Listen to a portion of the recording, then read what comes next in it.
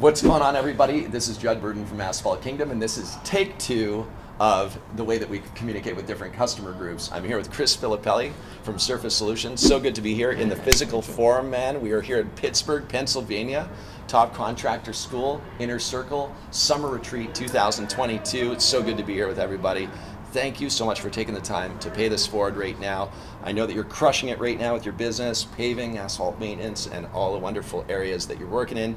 And I'm excited for some shares here, dude. So tell me, with your business, how are you communicating with your clients from the time that you kind of go approach them from a lead point of view to all the way through the process of converting them into a customer after proposals delivered, and then of course the scheduling side of it and communicating while you're providing service? If you can walk us through that journey of what that looks like for an HOA, that would be really, really helpful, because I know a lot of people want to know about this. For sure, and the HOA is one we just did not that long ago, so we can definitely talk about that. So this was a local HOA, and pretty much how the process went with them was they called in. They've requested the estimate to do some maintenance to the roads. At the time of the initial call, we obviously didn't know exactly what that maintenance was going to contain. But so we scheduled a site meeting with them. I asked them if there was anybody else they would like to have look at it. And that's a big key feature, because if you don't ask to have everybody out there that potentially wants to have their hands in it, what's going to happen is you're going to go out and look at it. You're going to send over an initial proposal, and they're going to say, oh, well, Sally wants to do this, and George wants to do this. So try to make sure you have all those decision makers of people that possibly are going to have say in it out there to take a look at it and walk the site with everybody together. While you're out there at the site, you're taking pictures. You might have your iPad and marking stuff on one of the mapping software, so you can label patches, things of that nature, drains that are washed out, stuff like that. So then you're going to go back. Obviously, you're going to put that proposal together. You're going to put the site map together.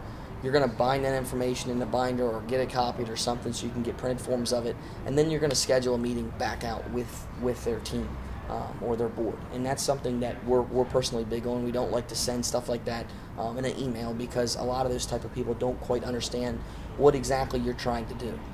So schedule a meeting with them. We personally try to get the meeting set before we even send the proposal to them, because I don't like them to get sticker shocked before they understand what we're actually providing to them as a service. Right. So we'll actually hold that price from them until we meet with them, and when we meet with them, we'll explain the entire proposal to them before we ever flip to the page that shows what the bottom dollar is. So once we get through that whole process, we answer all their questions.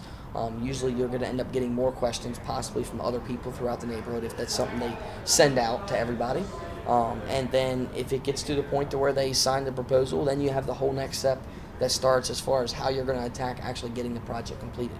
And for us, once we get the signed proposal, we process it through our system. Everything gets signed off, filed, put away, and then we start talking about scheduling. So, when scheduling comes down, that's when you're going to have another site meeting or phone call meeting with whoever your site person is going to be for the HOA. And that's a thing we can talk about real quick, is just try to make sure that you have 1, 2, maybe 3 people throughout the HOA that you can communicate with, and then they can communicate with the rest of the neighborhood through their mass communication system, whether that's emails, text messages, an app, whatever it is they use. That'll just make the process a lot sooner, a lot quicker, smoother, that way, when you send something out, they send it out to everybody, and you don't have to report to 80 people, because it's not possible. You do not want to be communicating with 80 people. Yep. And the broken telephone that goes on during that period too. Like if Sally wants to have an adjustment on a piece of work or a part of the service, then she speaks to Bill, and Bill wants the same, and then Joe, and the whole thing gets thrown out of collaboration. Yeah. So you just want to like I said, make sure you get that information, make sure you communicate that to them, figure out what the site map's going to be, how you're going to handle it, get that sent out to them, and get it approved. Right.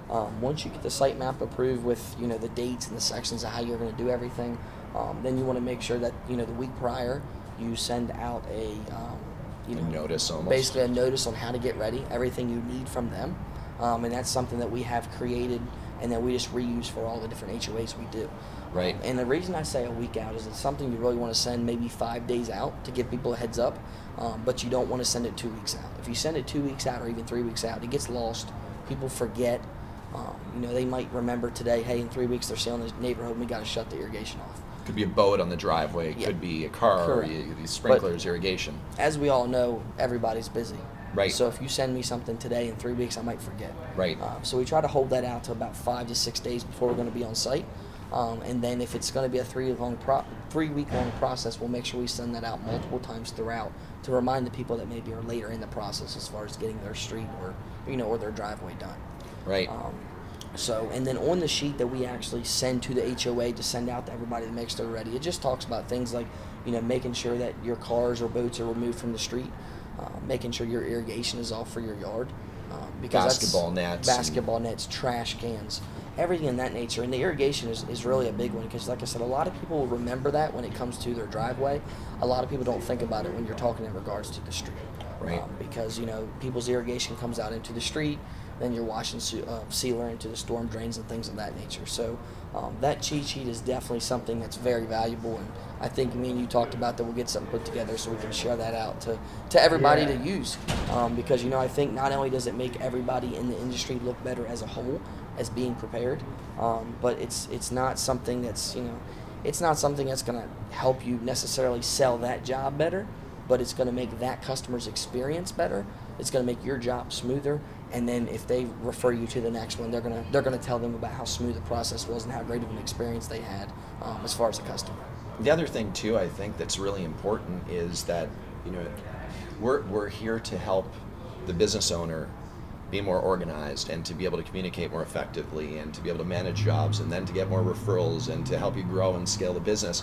But it also, what it does is it helps us raise that industry standard. Can you talk about a little bit about that, like about the industry and how we're trying to improve the standard in the way that we communicate and help property owners understand that we actually are professionals and we're capable of communicating, and talk about that a bit. Yeah, for sure. I mean, I think everybody's well aware that we're definitely in the industry that is maybe not thought of as the highest class industry in the world. And I think that's something that's been run down over the years, but I think that's something that everybody in the industry today has the opportunity to help us take that to the next level. And I think that starts out with groups like TCS that we're here for right now, and taking everybody in that core group and deciding that together, as a family, as a community, this is what we're going to do, and then start pouring that love and that support outwards to help other people, to bring them into to the larger circle and start sharing some of this information. And I think one of the things is nobody wants to share that kind of information. Right. Nobody wants to share those PDFs because all they can think about is, I don't want to lose work. They're so worried about themselves. And it's like, guys, if you would hand that out to people, if you have something that'll help somebody else out, give it to them. They might have something they can give to you to help you out. But doing that together and raising everybody to the next level is going to raise to the industry to the next level. It's going to bring everybody else more work. There's going to be people that don't currently do any asphalt work or do any asphalt maintenance work that will start doing it because of the industry standard going up. And then the other thing is, as we raise the industry standard up and we work together to get the industry standard to the highest level that we possibly can, we can take that dollar amount right with it, so we can get higher square footage pricing and things of that nature. So it's taking the industry to the next level is something that does not cost us any money. If we all work together, there's no cost associated with it, but it can make us all a lot more money. Right. Well, Chris, I appreciate you, man, so much for sharing this and paying it forward. You've got that cheat sheet. Just click that link down there below, and you're going to be able to get access to it. The goal here is, again, to get you the information you need so that you can communicate more effectively, close more deals, and make sure you're managing your accounts better so that you build renewable income for your business. And, of course, take this information and pay it forward to somebody else as well. Let's continue to grow the industry and build a thriving industry, because it deserves it. It really does. Asphalt's everywhere. Yeah, it's everywhere. We drive on it every day. Appreciate you, man. Not a so problem. much.